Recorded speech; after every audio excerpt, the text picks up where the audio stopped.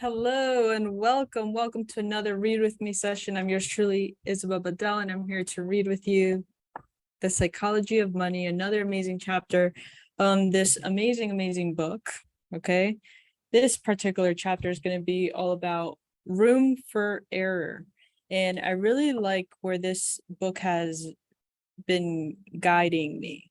Okay. Guiding me. And I take guiding into a very serious way, because sometimes the books that you might pick up are like set in their ways, or like they might have different iterations of the books that you read, but unfortunately whatever they wrote in 1950 is not relevant today, or it could be the vice versa. It could be exactly that they wrote in 1950 the most amazing, the most like thoughtful, the most futuristic, or the most innovative way to X, right? And then in 2022, now you're able to actually use that information and apply it and then get actual results from it. What I like about this book is the last chapter, and check it out. You got to check it out. It's called Surprise, right? Surprise, chapter 12. It signaled out one book that I'm so glad that I actually didn't go with that book, because I trusted my gut, where a lot of people treat that book as if it was like the golden ticket to understanding investments, understanding your next move, your understanding what you should be looking out for. And yes, it might have one or two out of the hundreds of different strategies that it shares, but just allowing yourself to not just go by what one thing is saying. This book has allowed me to stay open-minded about the other strategies that are alive and well and that are producing tons and tons of results. So what I'm excited to read on this particular chapter number 13, Room for Error, is all about the most important part of every plan is actually planning your plan, not going according to plan. So let's get into it, shall we? Some of the best examples of smart financial behavior can be found in an unlikely place, which is Las Vegas casinos. Not among all players, of course, but a tiny group of blackjack players who practice card counting can teach ordinary people something extraordinary, important about managing money, and the importance of room for error. The fundamentals of blackjack card counting are simple. No one can know with certainty what card the dealer will draw next. But by tracking the cards have already been dealt, you can calculate what cards remain in the deck. Doing so can tell you the odds of a particular card being drawn by the dealer. And as a player, you bet more when the odds of getting a card you want are in your favor, and less when they are against you. The mechanics of how this is done don't matter here. What matters is that a blackjack card counter knows they are playing a game of odds, not certainties. In any particular hand, they think they have a good chance of being right, but no, they're a decent chance of they're wrong. It might sound strange given their profession, but their strategy relies entirely on humility, and humility that they don't know and cannot know exactly what's going to happen next, so they play their hand accordingly.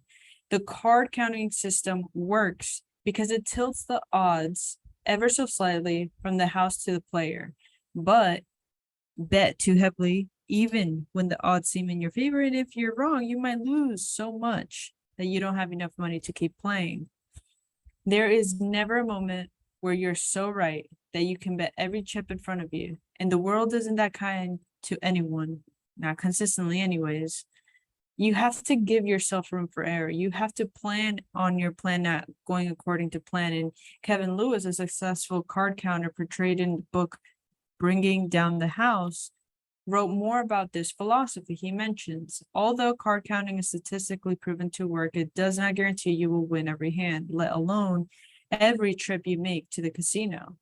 We must make sure that we have enough money to withstand any swings of bad luck. And let's assume that you have a roughly a 2% edge over the casino. That means the casino will win 49% of the time. Therefore, you need to have enough money to withstand any variant swings against you. And a rule of thumb is that you should have at least 100 basic units. Assuming you start with $10,000, you could comfortably play $100 unit. History is littered with good ideas taken too far, which are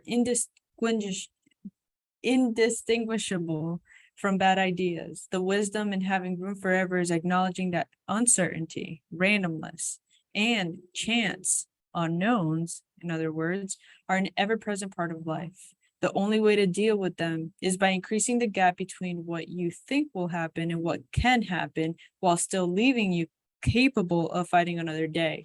Benjamin Graham is known for this concept of margin safety, and he wrote about it extensively and in mathematical detail.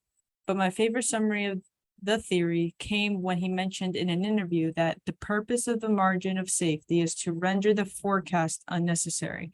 It's hard to overestimate how much power lies in that simple statement. In margin of safety, you can also call it room for error or redundancy. It's the only effective way to safely navigate a world that is governed by odds, not certainties.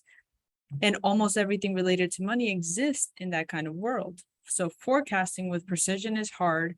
This is obvious to the card counter because no one could possibly know where a particular card lies in a shuffled deck. And it's less obvious to someone asking, what will the average annual return of the stock market be over the next 10 years? Or on what day will I be able to retire? But they are fundamentally the same. The best we can do is think about the odds.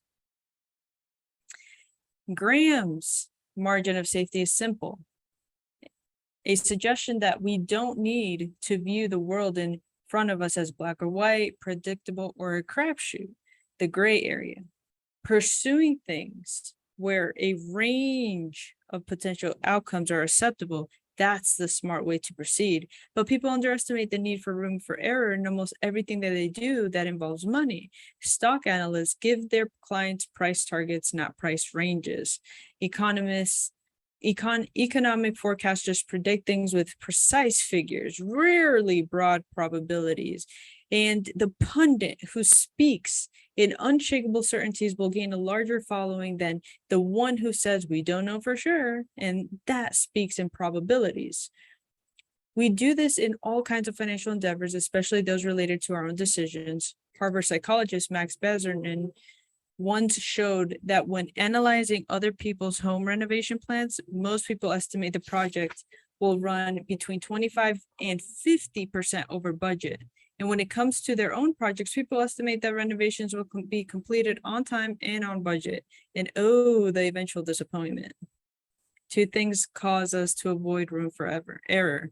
One is the idea that somebody must know what the future holds, and driven by the uncomfortable feeling that comes from admitting the opposite. The second is that you're therefore doing yourself harm by not taking actions that fully exploit an accurate view of the future come true. But room for error is underappreciated and misunderstood. It's often viewed as a conservative edge used by those who don't want to take much risk or are confident in their views. But when used appropriately, it's quite the opposite. Room for error lets you endure a range of potential outcomes, and endurance lets you stick around long enough to let the odds of benefiting from a lowball probability outcome fall in your favor. The biggest gains occur infrequently, either because they don't happen often or because they take time to compound. So the person with enough room for error in part of their strategy, aka or cash, they let them endure hardship in another, whether it's stocks, and it has an edge over the person who gets wiped out, has a game over, or even inserts more tokens when they're wrong. Bill Gates understood this very well. When Microsoft was a young company, he said, he came up with this incredibly conservative approach that I wanted to have enough money in the bank to pay a year's worth of payroll, even if we didn't get any payments coming in.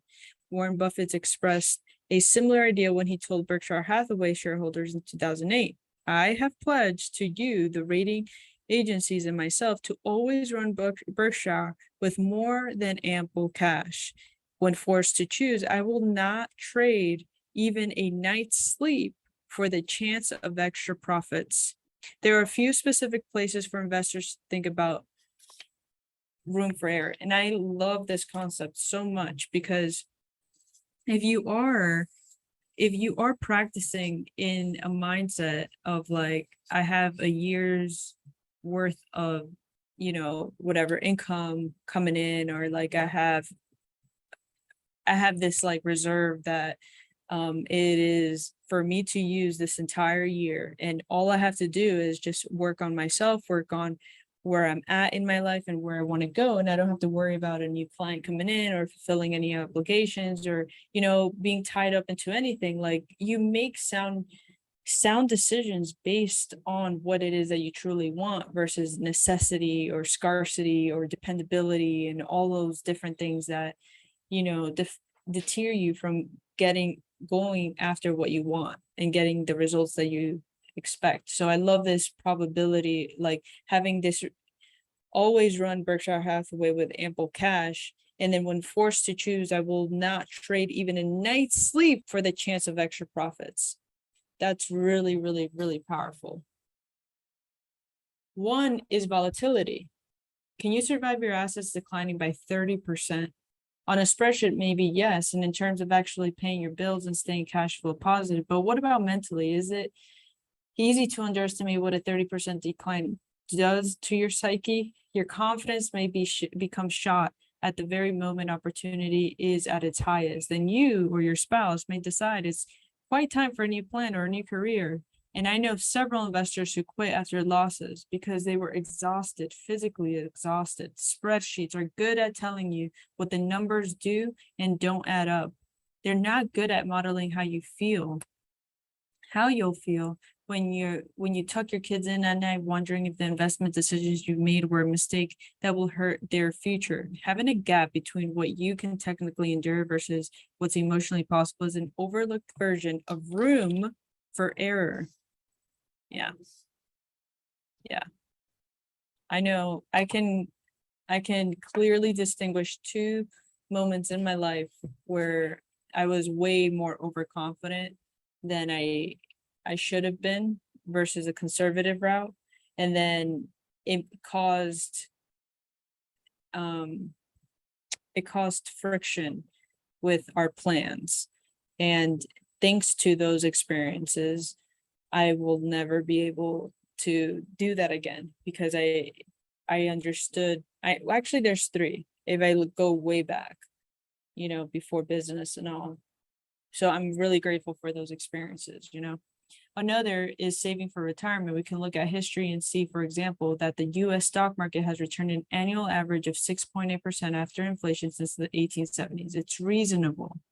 It's a reasonable first approach to use that as an estimate of what to expect on your own diversified portfolio when saving for retirement. And you can use those return assumptions to back into the amount of money you'll need to save each month to achieve your target nest egg.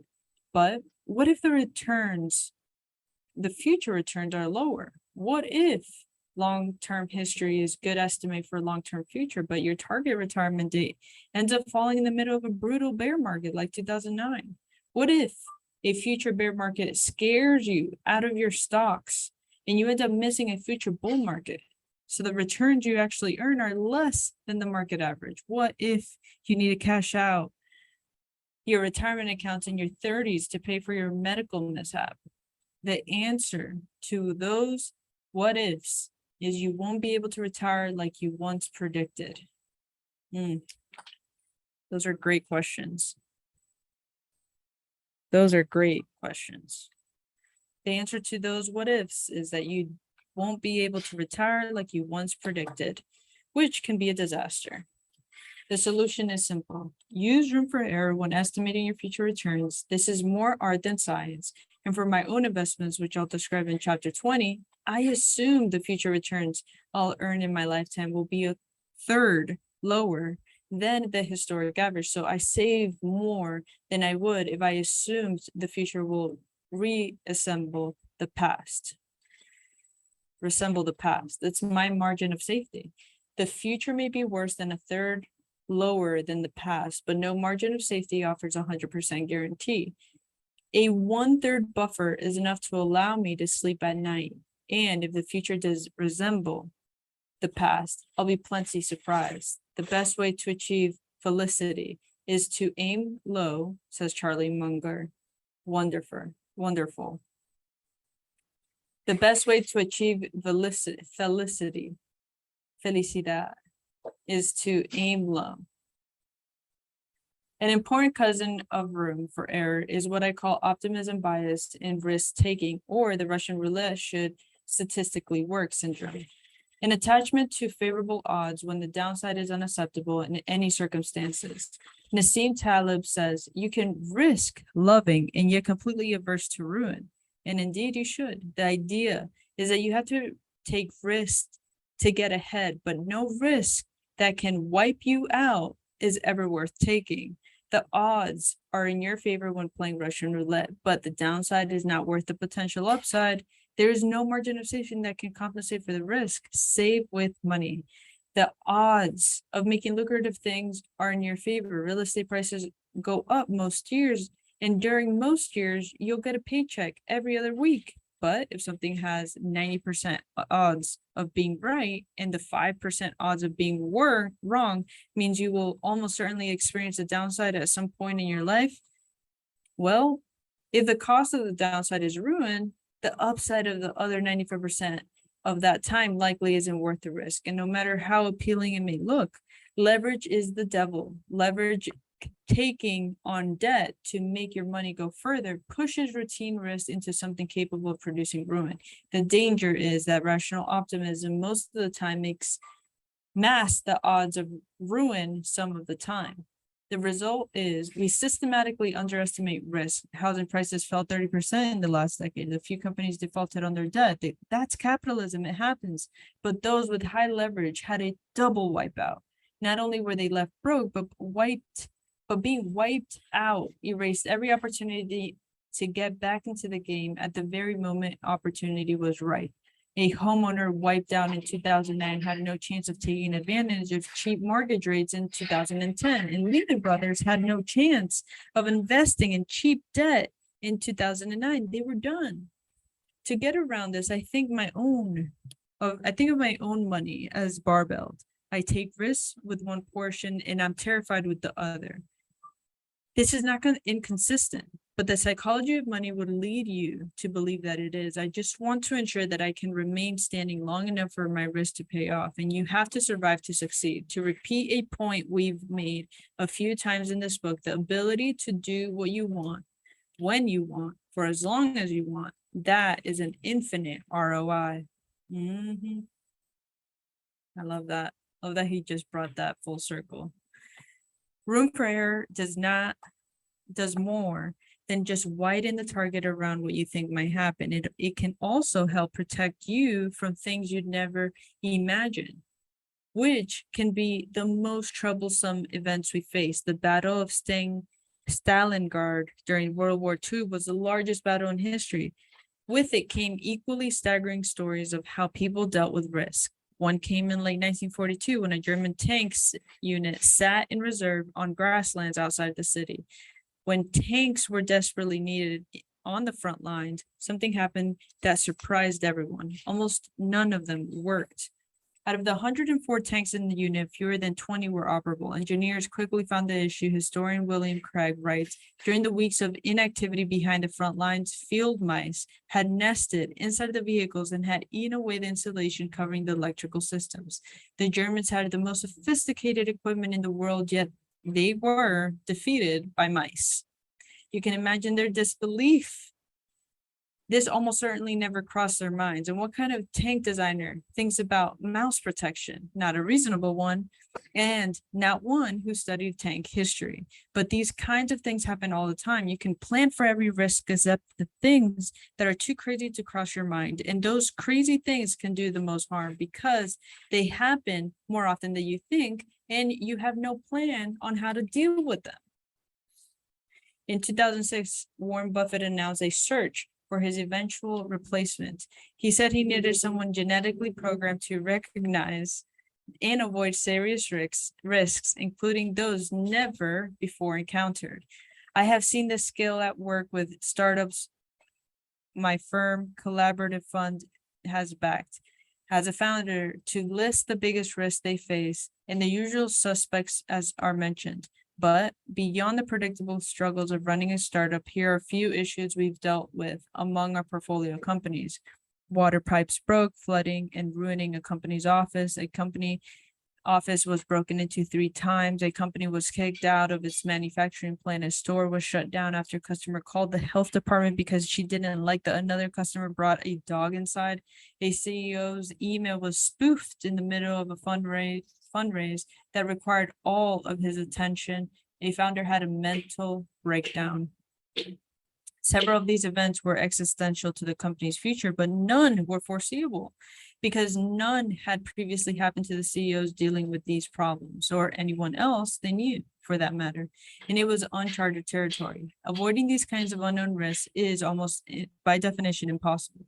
And you can't prepare for those things that you can't envision.